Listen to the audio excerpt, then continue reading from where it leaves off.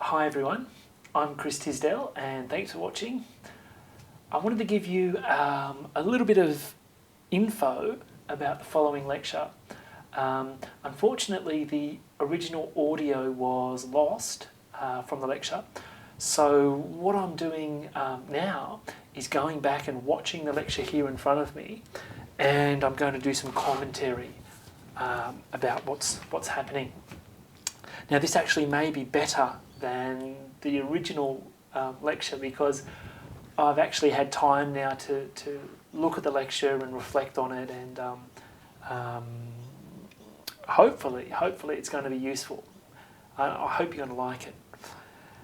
Now, the idea of today's lecture is to basically do some revision for a class test that the students were preparing for.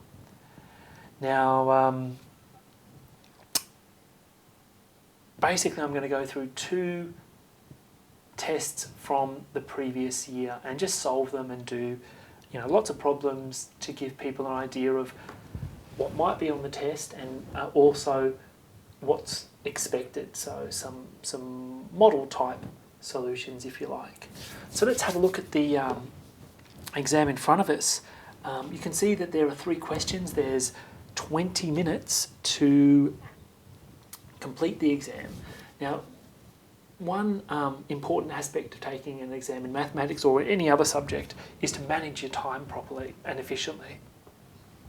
You can see the marks associated with each question. Now, of course, I do realise that the font is really, really small, so don't worry. What I'll be doing is in the solutions, I'll be writing out the main idea or the main gist of the question. So let's have a look at the first problem. It's a problem on integration. We're asked to calculate the following integral. And you can see the denominator has been factorised into distinct linear factors. So what we're going to do with this first question is apply our partial fractions method and use that to enable us to integrate the problem.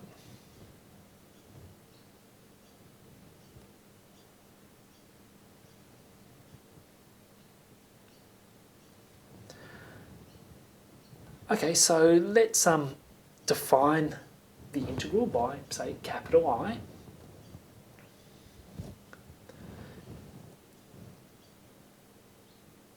Now the idea here is to, well, I guess you can use a few different methods here. Whichever method you're comfortable with, that's the one you should choose. What we're trying to do is find constants or numbers, big A and big B, such that we can split the integrand up, that's 7x minus 5 on 5x minus 1 times x plus 1. We can split that up into 2 terms involving A on, or I guess 2 terms, A on 5x minus 1 and B on x plus 1 added together. So how do we do that? Well, there's a number of ways of doing it. I'm just going to use the most simplest way I know of, which is Heaviside cover-up method. So let's box that left-hand side and refer to that as, or label that as star. Now, let's say I wanted to calculate the constant big A. I see A lies above 5x minus 1. So I go over to the left-hand side, in that star, that boxed left-hand side, and I cover 5x minus 1. And then I substitute in x equals 1/5 into the left-hand side. That will be my value of A. So it's the basic Heaviside cover-up method. So let me show you how that works.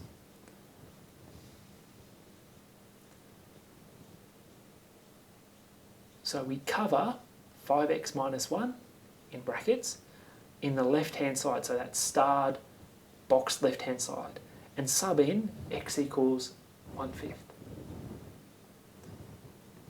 Now if we sub that in, just a tiny little bit of, so cover up, put in x equals 1/5, and just simplify.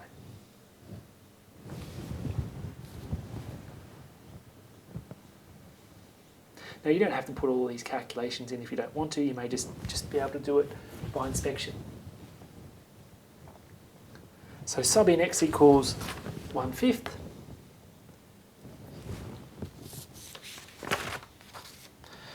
And I should get something like -3 here.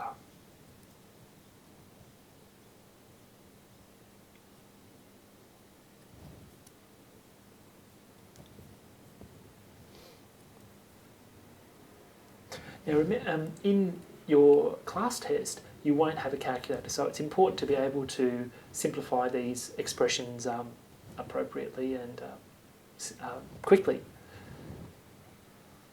So with this, we're going to get something like -18 on 6, which is just -3. So that's my value for big A. Big A equals -3. Okay, so what about big B now? Let's go through and find the other constant.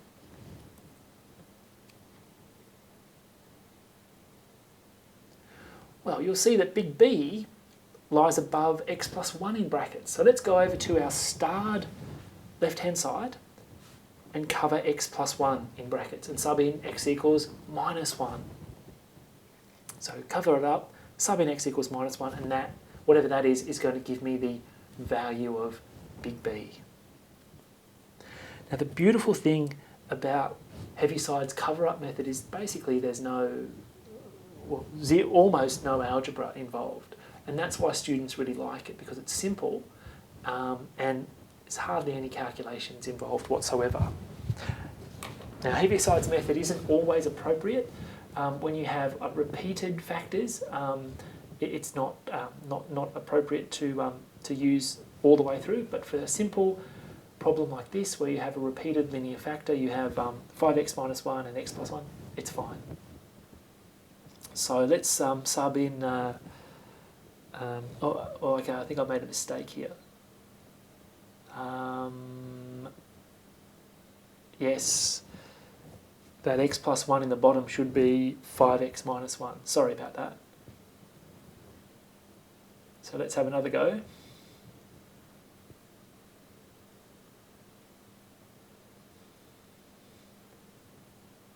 Okay, so I've covered x plus 1 in that start equation, subbed in x equals -1, and I'm going to get something like +2. So big B in this case is +2.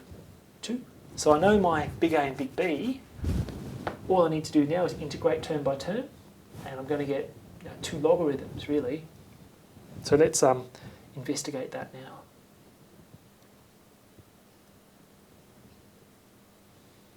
So replacing A with big A with -3 and big B with +2, I can integrate these two expressions. They're both going to give me logs. The first one's going to be something like -3 on 5 times log of 5x minus 1, absolute. And similarly, the second one is going to be something like 2 log x plus 1, absolute.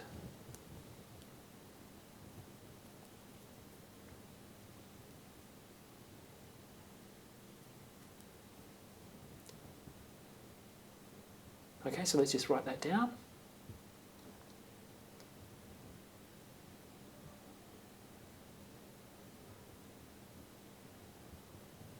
And of course, plus a constant of integration.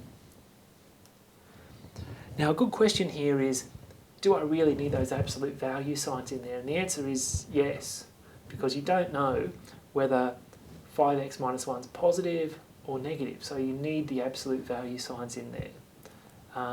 You can, if you wanted to, use the log laws and write the answer there. Just you could combine the 2 logs into 1. I'm not going to do that here, but you can do it if you want.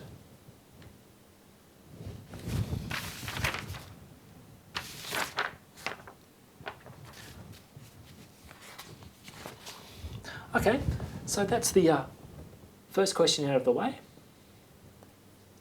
Let's have a look at the second question. Now, the second question is a question on differential equations, and it's a first order differential equation, and it is linear.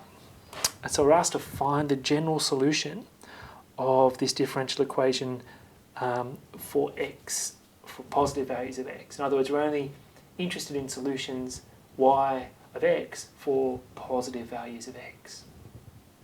Now, what's the basic idea with linear differential equations? Well, it's just the product rule, an integrating factor and the product rule.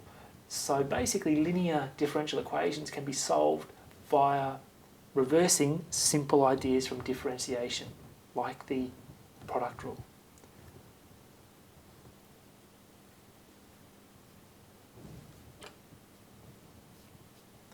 Okay, so let's have a go at it. Let's see if we can solve it. Part of solving these differential equations is being easily able to decide what kind of differential equation you're dealing with. Is it linear? Is it separable? Is it exact? Is it homogeneous? For this one, we recognise that it's a first order linear differential equation.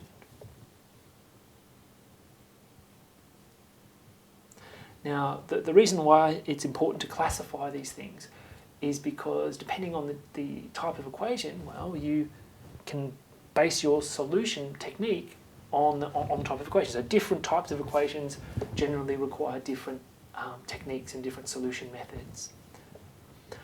Okay, so let's just remind ourselves what a linear differential equation is of first order. Well, it's dy dx plus p of x times y equals q of x. So we see that the starred dE has this form with p of x equal minus 1 on 2x and q of x equal 2x.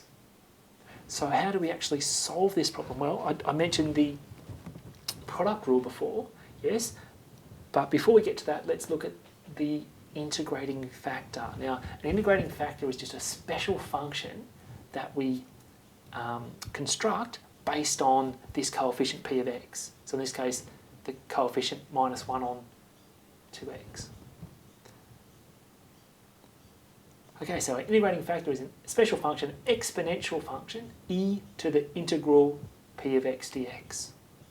Now that's true for all general first order linear differential equations. So I've written down the general form there. Let's call that integrating factor v. So here it's going to be e to the integral of minus 1 all over 2x dx.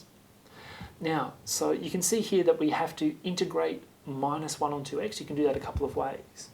You can integrate it by, say, pulling out the 1/2 or the minus 1/2.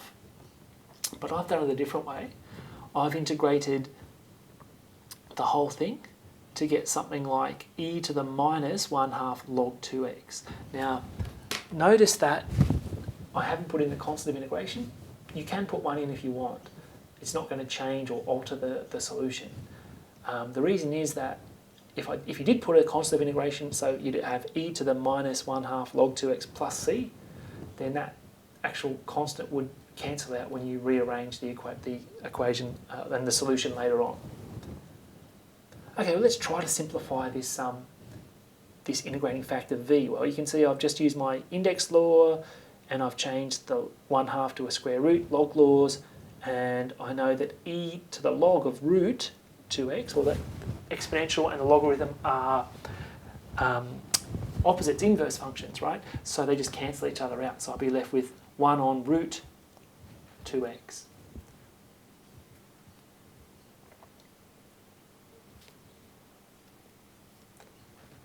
Like I said before, though, your integrating factor v of x could be, in this case, 1 on square root of x, just depending on how you integrate minus 1 on 2x.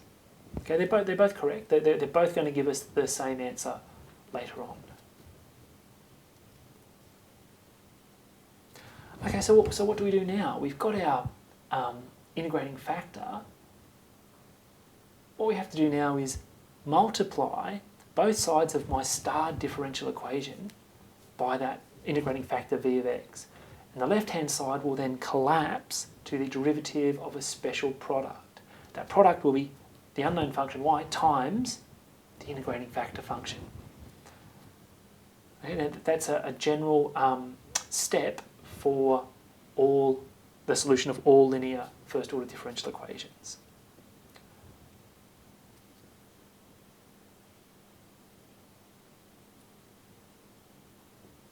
So let's go through and multiply both sides of star by my integrating factor.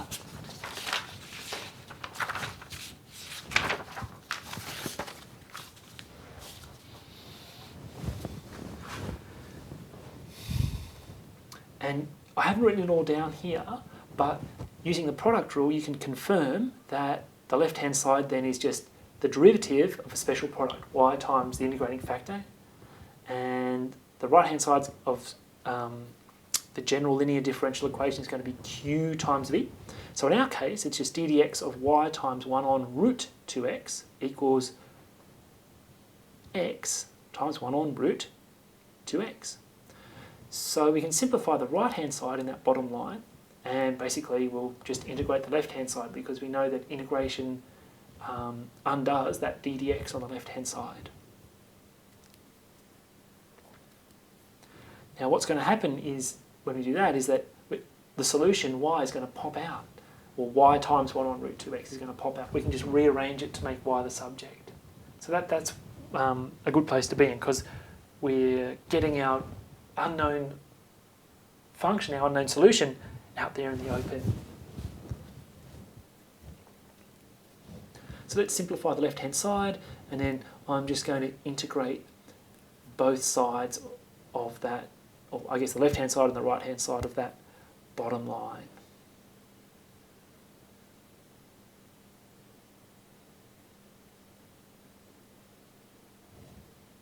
Okay, so on the left, the d dx will disappear. So I'm just left with that. And on the right-hand side, I'm integrating root x on root 2. So that's going to go to something like x to the power 3 on 2, and just fine-tune it by multiplication or division by a constant.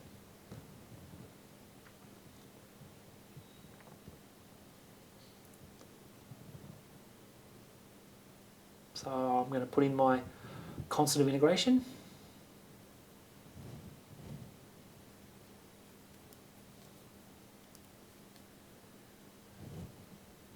And then all I need to do is rearrange to make y the subject. So I want y equals a function of x. So let's multiply both sides through by root 2x, and then I guess simplify if we can.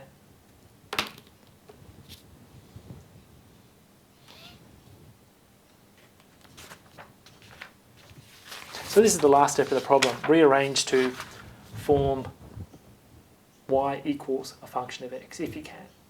Okay? This is not always possible with solutions to differential equations. In this case, it's okay.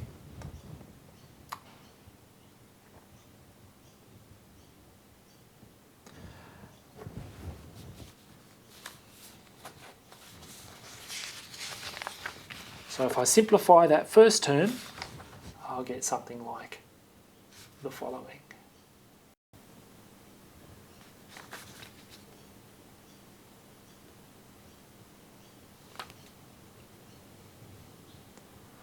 Remember, C here is just an arbitrary constant of integration. We can't calculate it because we don't have any extra information in our problem, like an initial value or an initial condition involving our unknown function y. So that's the best we can do. We just have to leave it in that general form.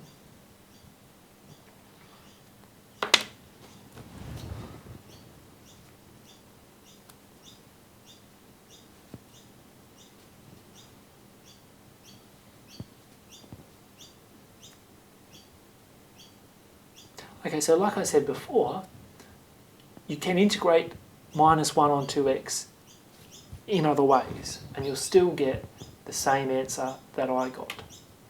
So don't worry about it if you integrated minus 1 on 2x and you wanted to write down, your answer was minus 1/2 log x or something like that.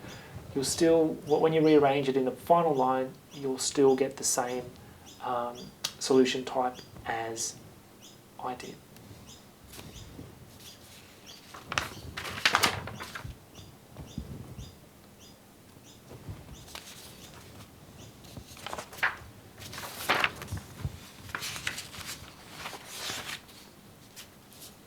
Okay, so we've done 2 questions.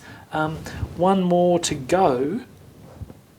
The final question on this paper is a second order differential equation. and it's got constant coefficients, and we're asked to solve it. So how do we do it?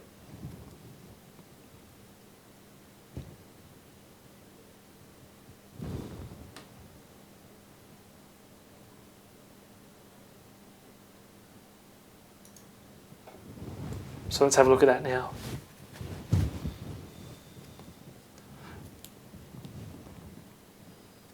So there's two parts to this question. We're asked to find the solution that satisfies a given initial condition, and then we're asked to solve a related so-called inhomogeneous problem. Now the basic idea with part I, which has a zero on the right hand side, so it's known as a homogeneous second order linear differential equation with constant coefficients. So the coefficients here are 1, -8 and 15. Now the basic idea with these is to reduce the analysis down to a related quadratic equation. You look at the roots of the quadratic. So that's the basic idea. So let's have a look at how that works. We're asked to solve the following differential equation for the unknown function y.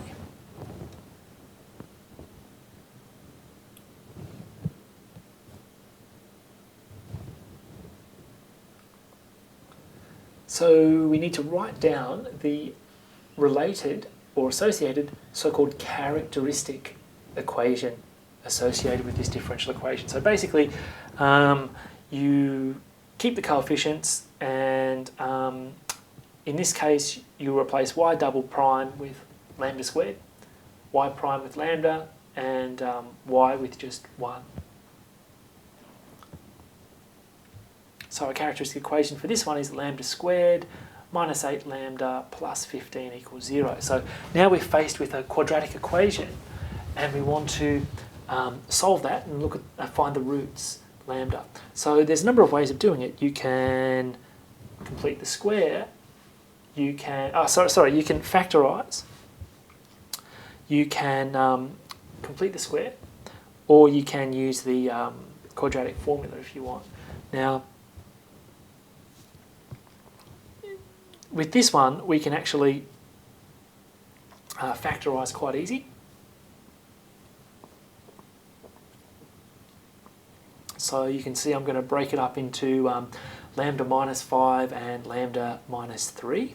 So the roots, lambda, will be positive 3 and positive 5.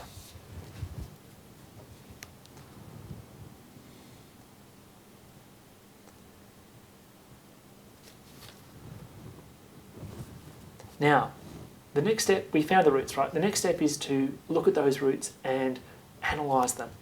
3 and 5 are both real numbers, and they're not equal.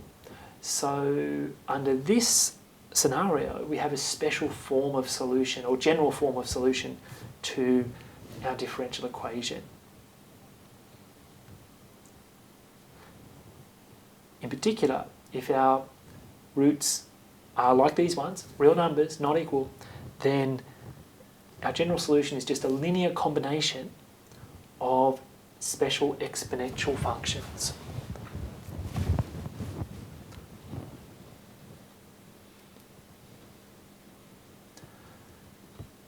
So think of big A as a constant, big B as a constant, and lambda 1 and lambda 2 as the roots to the characteristic equation. If the lambda 1 and the lambda 2 are not equal and they're real numbers, then this is the following general setup. So for our case, say lambda 1 equals 3, lambda 2 equals 5, and we can write down our general solution. Now, it doesn't matter which way you put the lambda 1 and lambda 2 in, as long as you're consistent. Okay, so this could be a e to the 5t plus b e to the 3t. It doesn't matter. The reason is big A and big B are just arbitrary constants. So here, that's the first part of the question solved. We've found a general solution to the problem. So for part 2, we want to go a little step further, and we want to find the particular solution that satisfies certain initial conditions. So we know from the question that y of 0 equals 1 and y prime of 0 equals 9. So let's use that information to actually construct construct a particular solution to the problem. So what we're going to do basically is find special values of big A and big B. So let's take our first initial condition. If y of 0 equals 0, so we go to our general solution from part I, and let's just sub in t equals 0 and set everything to 1.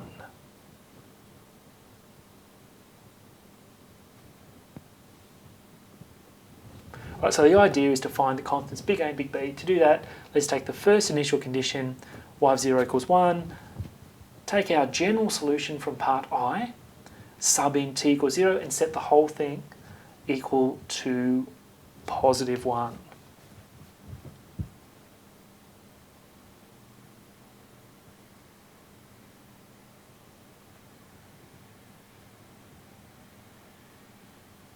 Alright, so we have the following. So if I put in that, I'll get a times e to the 0, which is just a, plus b times e to the 0, which is just b. So I get a plus b equals 1. Alright, so that's one equation. I'm going to get another equation involving a and b from the second initial condition. So y prime of 0 equals 9. So let's take my general solution from part I, differentiate it, and plug in t equals 0. So if I differentiate it, I'm going to get 3a e to the 3t plus 5b e to the 5t. And sub in t equals 0, I'll get the following. So I'll get 9 equals 3a plus 5b. So I've got two simultaneous equations there in a and b. So I want to solve those. I'm not going to put the details in for you now because I'm assuming you can solve simultaneous equations.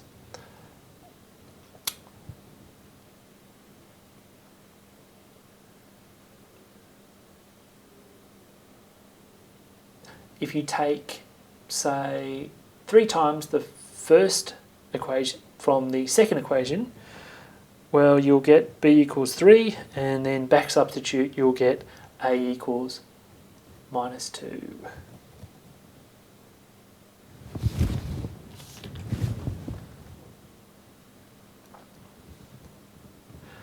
So our particular solution for these special initial conditions, we just go back to our general solution in part I and plug in a equals minus 2 and b equals positive 3. That's all we do.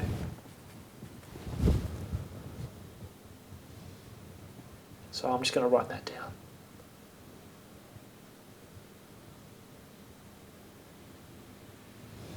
All right, so we're happy. We solved it.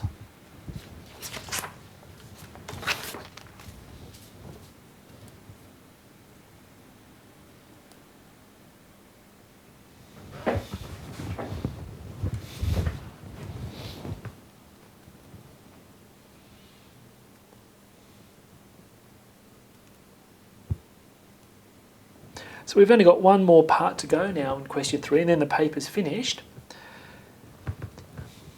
If the 0 on the right-hand side of the dE in part I is changed to an e to the 3t, so our equation is no longer homogeneous, there's a function on the right-hand side which is non-zero, e to the 3t, we're asked what form of particular solution to the non-homogeneous problem would you construct or would you seek?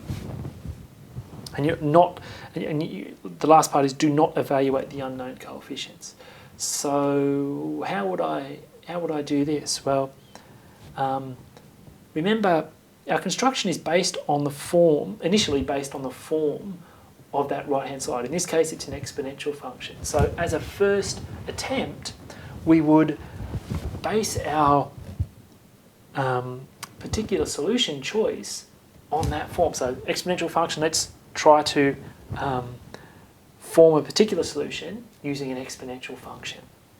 So that's the basic idea.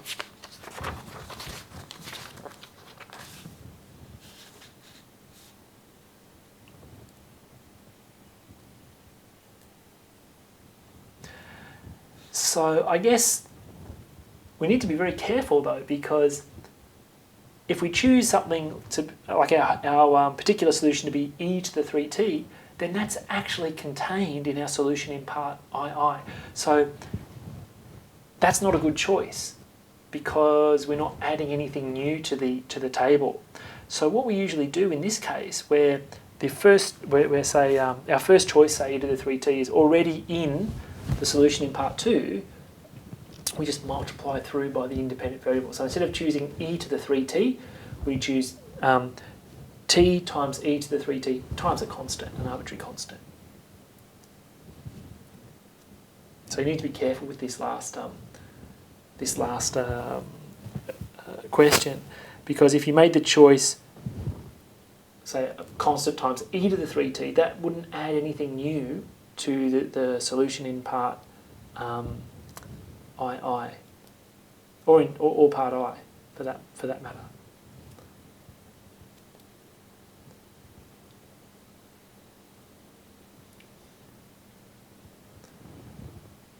So just to remind everybody, the constant times e to the 3t is not a good choice because this already appears in our solution in part II and I. So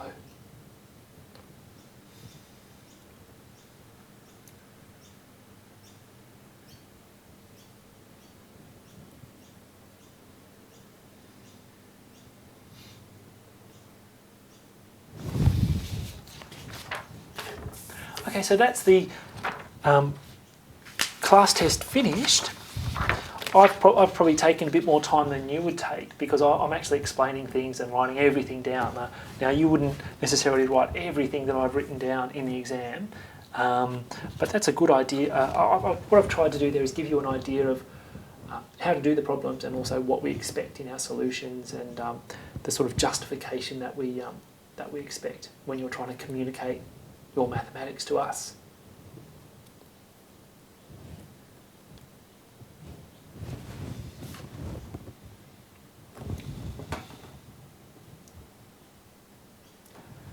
So let's have a look at the next version of the test. I do a couple of problems from the next version. I don't solve them all, but I just do the main ones.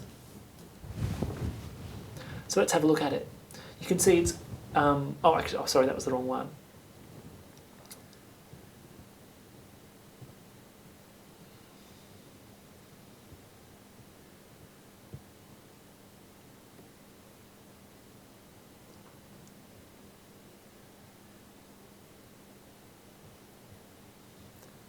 So let's have a look at the second test.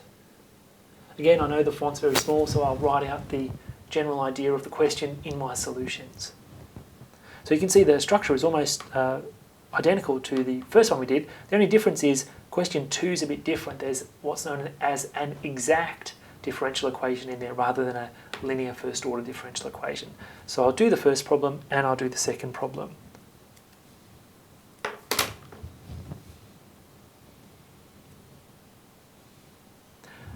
So you can see the first problem just is an integration problem, again, partial fractions. Second problem is first order exact differential equation. So that's something that we didn't cover in the first exam.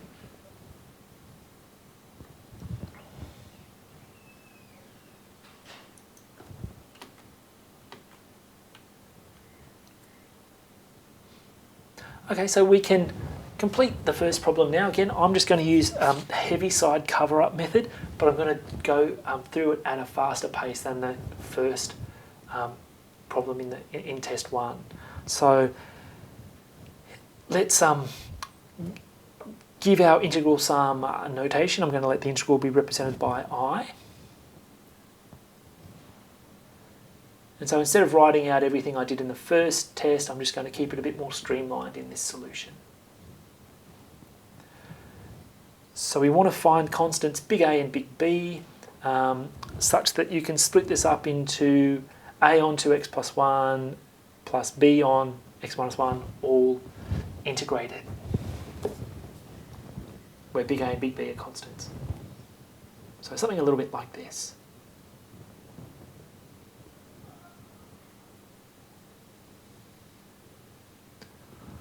Okay, so I'm actually just going to do the Heaviside cover-up method inside the integral. Hopefully you're getting comfortable with it now.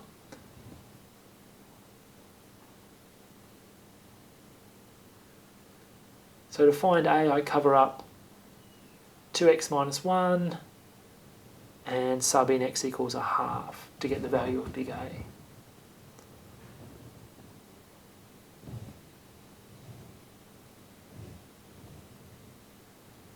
So just forget about the integral sign. Up the top, sub in x equals a minus a half to get big A.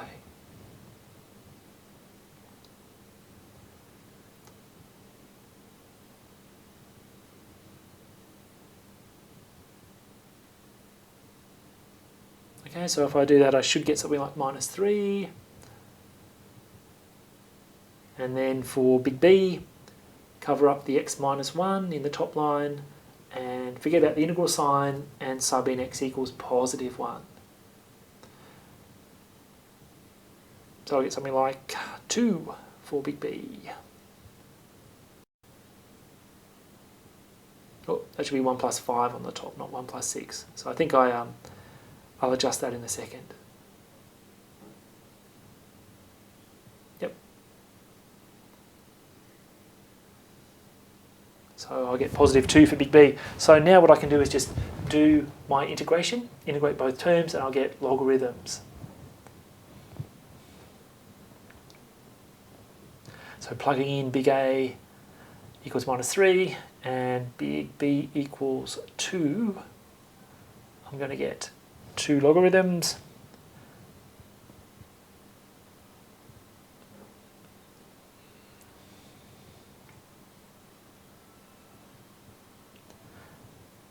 And if I want, I can combine them, but I'm not going to in this solution. So that's my answer there. Again, the absolute value signs are important.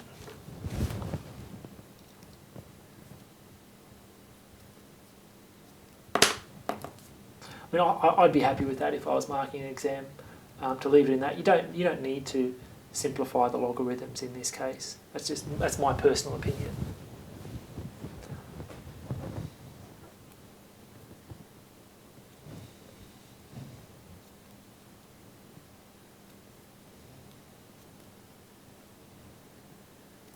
So the last question involves, well, the last question in this video, in this lecture, involves differential equations and what's known as an exact differential equation. So that's the last thing we're going to discuss.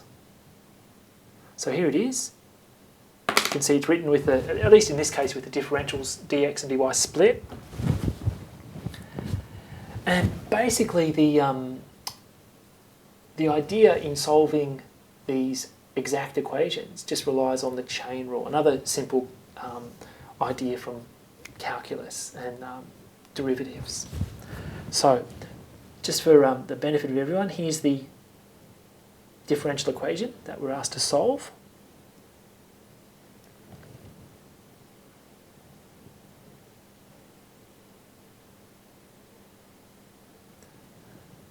So you can think of the coefficients of the differentials as being functions. So the coefficient of dx would be, say, a function big M of x and y.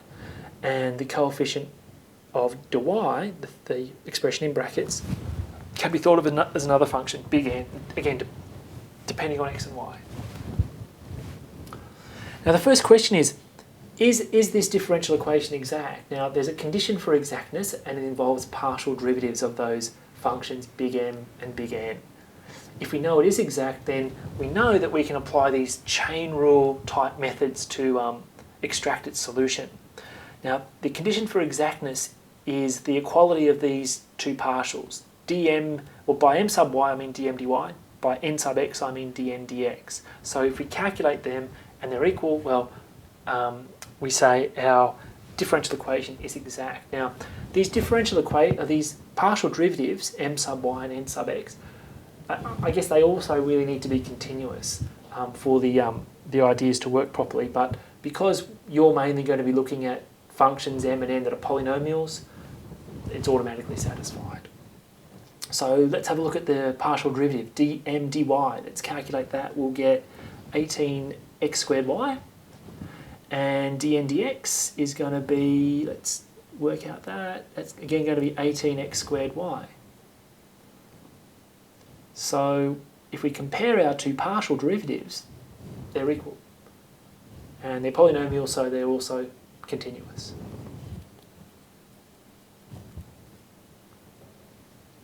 So we can say with confidence that our differential equation up the top is an exact differential equation. This is important because we want to apply some sort of chain rule method to this. Now, if the differential equation isn't exact, then these methods may not necessarily work. So it's important to always check to see whether or not the differential equation is exact. If it's not exact, then, well, you might have to use other methods, like maybe it's separable, or maybe it's linear, or some other kind of equation. Okay, so we conclude that our differential equation is exact. And now we can actually move on to computing the solution.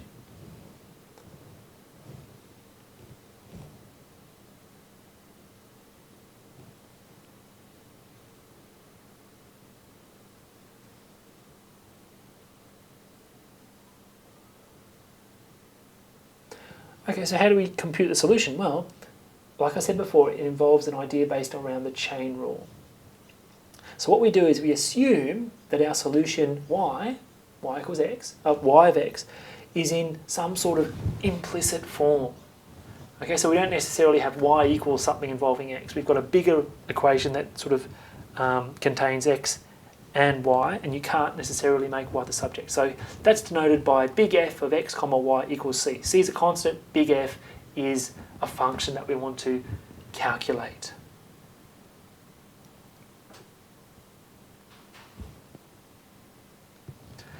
In particular, if you differentiate that bottom line, both sides of the equation, the bottom line, you can apply the chain rule because y is a function of x, and the left-hand side, the c, will go to 0, and then you just compare it with the differential equation up the top.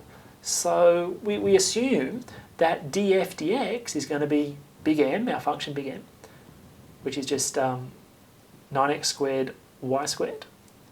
And furthermore, we're going to assume that df dy is our n, which is 6x cubed y plus 3y squared. Now, I can integrate both of those expressions in the bottom line to form big F. That's what I'm chasing here. So I can integrate the left-hand side with respect to x and the right-hand side with respect to y. Now, because partial derivatives are involved, we need to be a little bit careful here. But let's go through and integrate.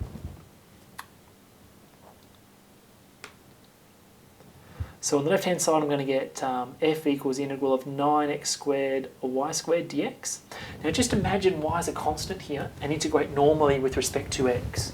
So I'm going to get something like 3x cubed times y squared plus, well, it's not necessarily a constant of integration here. It's a function of integration. It'll be some function involving y, and I've denoted that by little g of y. So let's integrate the other expression with respect to y. So imagine x is a constant and integrate everything normally with respect to y. But again, we have to adjust the so-called constant of integration.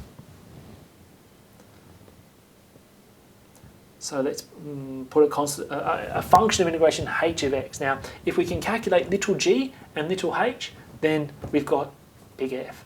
Now, all you do is the two bottom lines, you compare them and you choose little g and little h so that the two expressions are one and the same. So you can do that. You can do that because we check the exactness condition earlier on, and if that exactness condition holds, then we can always choose a little g and a little h to make those two expressions equal.